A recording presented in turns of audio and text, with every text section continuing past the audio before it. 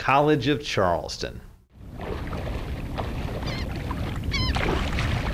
It just opened my eyes to a possibility of maybe a future career or even some type of research depending on what I want to do. Our continental shelf is very broad and flat all along the eastern seaboard, and then it drops significantly at a pretty steady rate, and sometimes very vertical where there are canyons. So we were mapping that area of the drop-off called the continental slope.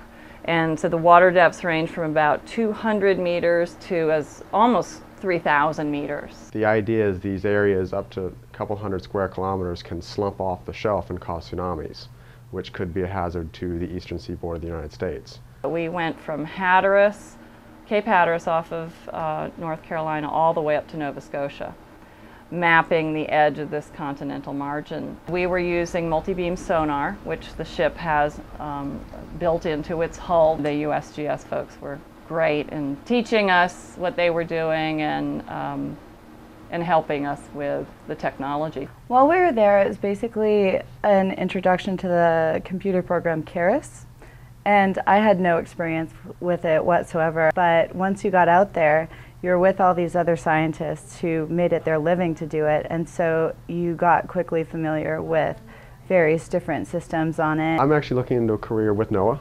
This was a great opportunity for me to confirm that I wanted to do that because I was on a NOAA vessel working with the NOAA crew. I actually interviewed for the job while at sea with the operations officer on board the ship, which I'm sure was beneficial.